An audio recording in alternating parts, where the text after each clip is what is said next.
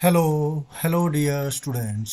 अभी हम जो कर रहे हैं वह है आर एस अग्रवाल जी की बुक है नाइन्थ क्लास मैथ की। उसकी एक्सरसाइज 9A का चैप्टर है, मतलब 9A एक्सरसाइज कर रहे हैं। चैप्टर का नाम है congruence of triangles and inequalities in a triangle, और उसका क्वेश्चन नंबर 21 कर रहे हैं। क्वेश्चन को ज़रा ध्यान से समझिएगा। जो आपने क्वेश्चन नंबर 20 किया होगा उसकी मदद हम लेंगे क्वेश्चन नंबर 21 के अंदर। तो क्वेश्चन नंबर 21 के अंदर एक बड़ा हिस्सा क्वेश्चन नंबर 20 का ही आएगा, जो हमने वहाँ पर कुछ भी प्रूव किया था। ठीक है, तो क्वेश्चन एक बार समझिए। वैसा ही क्वेश्चन है ये भी। Bisectors of angle B and angle C of an isosceles triangle A B C with A B equal to A C intersect each other at a point O. एक आपको आइसोसेलेस ट्रायंगल दे रखा है जो आपके सामने है, ए बी सी। ठीक है, ये जो ए बी सी है ये एक आइसोसेलेस ट्रायंगल है। यहाँ जो ए बी है, ये वाली जो लाइन है ए सी के बराबर आपको दे रखी है। ठीक है, ये चीज़ हो गई। और एंगल बी का बाइसेक्टर, जैसे ये एंगल बी है, इसका बाइसेक्टर ड्रॉ किया जाए ऐसे, और एंगल सी का बाइसेक्टर उसको ड्रॉ किया जाए ऐसे। ठीक है, रफ फिगर है ये, तो अगर थोड़ी सी हो भी सकता है सही से लाइनें वगैरह ड्रॉ नहीं हो पा रही है, तो ये बराबर, मतलब एंगल बी और एंगल सी के बाइसेक्टर आपस में जाकर के ओ पर काटते हैं। ये ओ पॉइंट हो गया। आपको शो करना है कि exterior angle adjacent to A B C, so that the exterior angle adjacent to A B C is equal to angle B O C. A B C के जो एडजेसेंट एंगल है, जैसे मैं इसको लेफ्ट हैंड साइड में बढ़ा दूं इस प्रकार से। ठीक है, तो जो ये एंगल बन रहा है ये हुआ एडजेसेंट एंगल किसके, इस एंगल के, ए बी सी एंगल के। ये एक्सटीरियर एंगल है ए बी सी के, ये वाला। एक्सटीरियर एंगल क्या होता है आपको समझ में आता होगा। जैसे ये ट्रायंगल है, तो इसको मैं अगर ऐसे प्रोड्यूस कर दूं तो जो ये वाला एंगल है एक्सटीरियर एंगल हो जाता है। इसी प्रकार से अगर मैं इसको प्रोड्यूस कर दूं तो ये वाला एक्सटीरियर एंगल हो जाएगा, और इसको प्रोड्यूस कर दूं तो ये वाला एक्सटीरियर एंगल हो जाएगा। इसी प्रकार से 3 एंगल और बन सकते हैं। क्लियर है। तो जो ये वाला एक्सटीरियर एंगल है आपको प्रूव करना है कि ये बी ओ सी के बराबर है, इस वाले एंगल के बराबर है, ये प्रूव करना है। तो हम अपनी सहूलियत के लिए इनको नाम दे देते हैं। जैसे इसको नाम दिया 1, इसको दे देता हूँ 2, इसको दिया 3, इसको दिया 4, इसको दिया 5, और जो ये वाला एंगल है इसको 6 दे देते हैं नाम। और जो exterior angle left hand side में है यहाँ पर, ये इसको मैं नाम दे देता हूँ 7। इतना क्लियर हो गया अच्छे से। एक बार क्वेश्चन को एक बार और अच्छे से समझ लीजिए। आपको जो दिया हुआ है वो ध्यान से समझिएगा। ठीक है, आपको दिया हुआ है कि जो एक ए बी सी ये ट्रायंगल है जो कि आइसोसेलेस है, ए बी ए सी के बराबर है, ये दो साइडें बराबर है।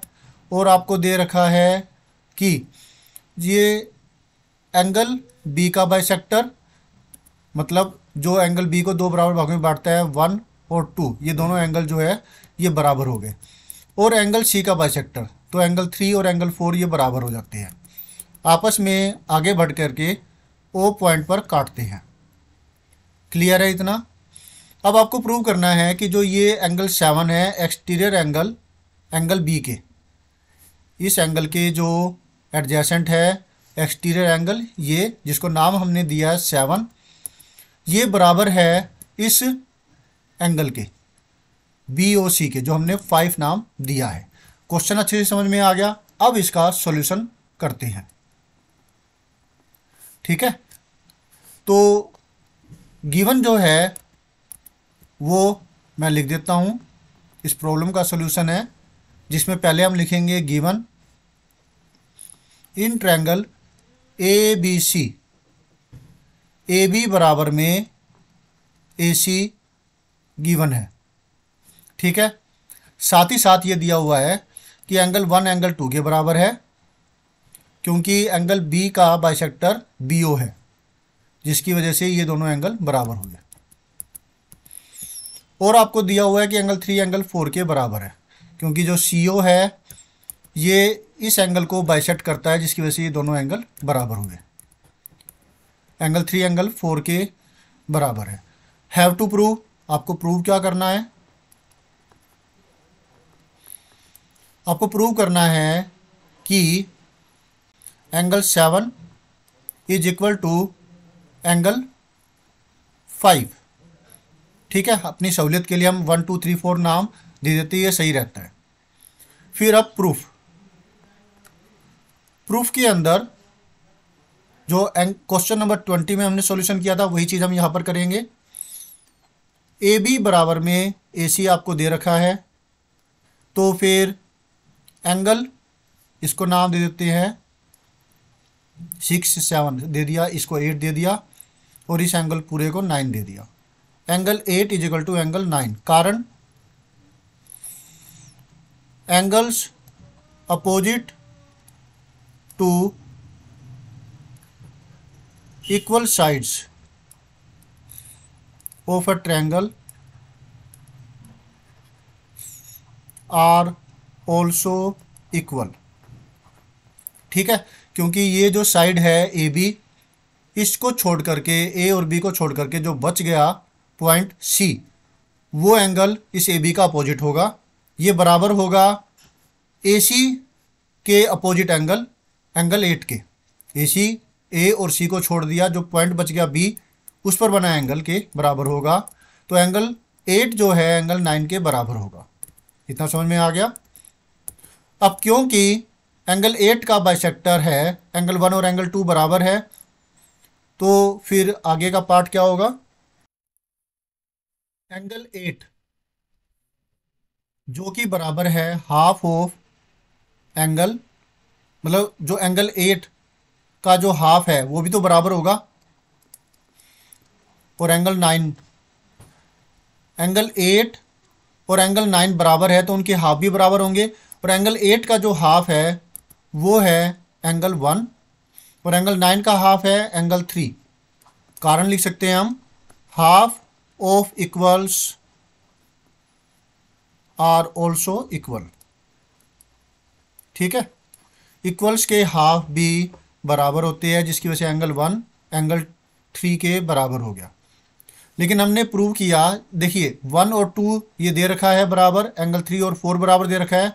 अब क्योंकि हमने ये प्रूव कर दिया कि एंगल 1 और एंगल 3 बराबर है, तो फिर ये सारे ही एंगल इस वजह से बराबर हो जाते हैं 1 2 3 4, क्योंकि एंगल 1 2 के बराबर है, 2 3 के बराबर भी हो गया, एंगल 3 बराबर एंगल 4 के, तो ये सारे ही इस प्रकार से एंगल बराबर हो जाते हैं। ठीक है, आगे का पार्ट। तो अब जो है हो जाता है कि angle 1 equal to angle 2, angle 3 equal to angle 4, ये तो आपको गिवन है। ठीक है, और एंगल 1 इक्वल टू एंगल 3 हो गया, ये आपने अभी प्रूव किया है। ठीक है, इससे पहले जो पार्ट किया उसके अंदर आपने प्रूव किया है, जिसकी वजह से angle 1 equal to angle 3 equal to angle 4 equal to angle 2, मतलब ये सारे 1 2 3 4 सारे बराबर हो गए। Is that clear? गुड। अब आगे का इतना पार्ट आपने क्वेश्चन नंबर 20 के अंदर भी किया था और इतना यहाँ पर भी किया है, तो ये क्वेश्चन नंबर 20 जो है इतना रिवाइज हो जाता है आपका। अब हम एक्सटीरियर एंगल प्रॉपर्टी का इस्तेमाल करेंगे in triangle ABC। Triangle ABC के अंदर जो ये पूरा जो एंगल आपके सामने है इतना, ये इतना, इसको मैं नाम देता हूँ 10।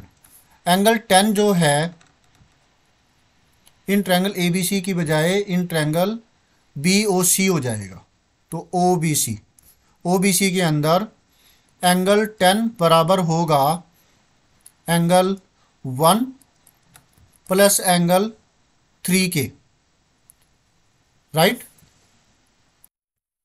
नहीं, जो ये एंगल 1 नहीं होगा, ये होगा angle 5।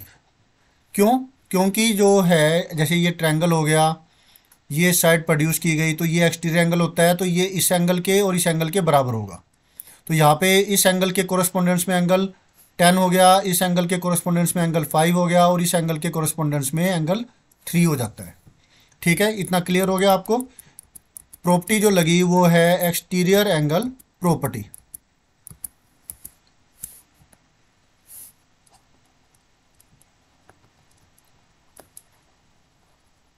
Okay, exterior angle property की वजह से ऐसा हुआ। ये तो थोड़े से ये लेंथी क्वेश्चन होते हैं, सॉल्यूशन इनका जो है ना प्रूफ है थोड़ा लेंथी होता है, इसलिए इसको पार्टीशन करके आप करेंगे तो आपको अच्छे से आ जाएगा। और अगर एकदम से करने की कोशिश करेंगे, अगर आपकी प्रैक्टिस नहीं है तो आप नहीं कर पाएंगे। इसलिए मैं आपको कहता हूँ कि पहले इसके पार्ट्स करके और फिर इसके सॉल्यूशन को कीजिए, तो आपको ये आसान हो जाएगा आपके लिए। ठीक है, अब क्योंकि एंगल 10 जो है वो बराबर है एंगल 7 प्लस में एंगल 2 के। देखिए ये एंगल प्लस में जो ये वाला एंगल है इसके बराबर है ये, राइट। एंगल 7 और एंगल 2, इन दोनों का जोड़ जो है एंगल 10 है। तो मैं क्या करूँगा, एंगल 7 प्लस 2 लिख दिया एंगल 10 की बजाय, और राइट हैंड साइड में एंगल 5 प्लस एंगल 3 है। अब क्योंकि हमने प्रूव किया है कि एंगल 2 और एंगल 3 ये दोनों बराबर है, देखिए यहाँ पे एंगल 2 और एंगल 3 के बराबर है, तो जिसकी वजह से ये दोनों कट जाएंगे। या फिर हम इसको ऐसे कर सकते हैं कि इसके बाद का पार्ट एंगल 7, एंगल 2 की बजाय मैं एंगल 3 लिख देता हूँ, is equal to angle 5 plus angle 3। तो ये दोनों एंगल्स, दोनों तरफ एंगल 3 है तो ये कट गए, और एंगल 7 जो है वो एंगल 5 के बराबर आ गया।